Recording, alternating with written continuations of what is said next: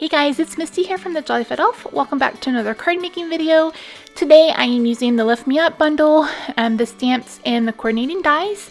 Here I'm showing that I've already cut out the die cut, and I used Whisper White, my precision base plate, and I also used the die brush to get all the little pieces out.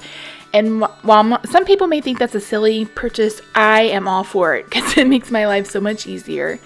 Here I have a piece of real red cardstock that measures 4 1/4 by 11. I've scored it at 5 1/2, and then I have a Whisper White layer that measures 4 by 5 1/4. Again, if you head on over to my blog, you will find a PDF tutorial along with all of the supplies that I used. I'm going to be doing Emboss Resist today on a piece of watercolor paper. So I am going to be stamping the clouds, the smaller clouds from this stamp set using Versamark ink.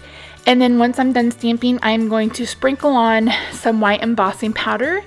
And I said in the video that I was able to see where I was stamping because there's a little bit of a tint to my Versamark. Now, if you were going to do a clear embossing powder, you would want to make sure that you had a clean pad.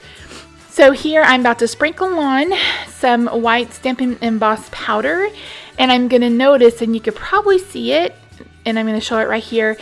I have an issue sometimes with red rubber stamps, especially the clear mount, that I over stamp, or I end up stamping the edge of the stamp. I don't have that issue with photopolymer, but I sure do with red rubber. So I am using a soft paintbrush to wipe all that off. Then I'm pouring my embossing powder back in, and I'm going to use my heat tool to melt all the embossing powder. And I have that part sped up way faster. I really wish I was that fast in real life.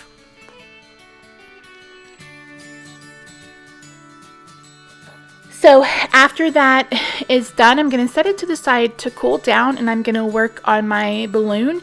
I wanted this Sending Love Designer Series paper to go behind that white die cut. So I am just using the die, and I'm tracing onto the back of a piece of Designer Series paper, and I'm cutting that out with my scissors. This will probably be my very last Valentine's Day card, but I knew I wanted to make a love card. There's a really cute sentiment. You'll see it in a minute, and I just really love this Designer Series paper. You will probably see me use it up until May because I really like it. I still cannot find my liquid glue, so I am using a retired glue pen, but I will link to our liquid glue in the supply list. So here I'm just trimming out around it. Of course, the die cut, the outside of the die cut is wider than the inside of the die cut. The die especially, excuse me. So it was a little bit bigger, but nothing a little trimming with some scissors won't fix.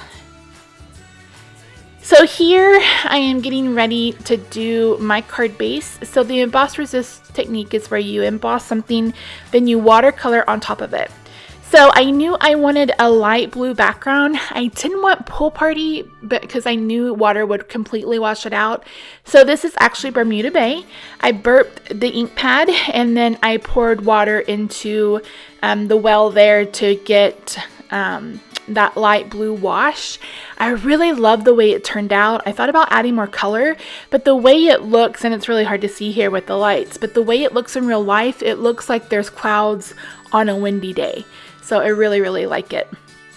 So I heated it with my heat tool to hopefully help it dry and flatten out a little bit. And then I'm going to bring in my trimmer and trim this down to 4 by 5 1/4. So it's the same, the size of a layer to go on the front of the card.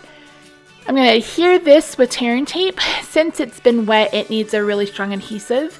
And I love tearing tape. It's really simple to use. You see me just tearing it off and putting it down. So I really like it. It's like I said, it's really simple to use, and it's strong as Hannah, I promise you. So here I'm taking just a dry baby wipe, or you can do like a slightly damp towel and wipe off the excess ink off the white embossing. So I fast forward there, just putting down the piece of paper. So I'm going to bring in my die cut and I'm going to hear that with some Stampin' Dimensionals.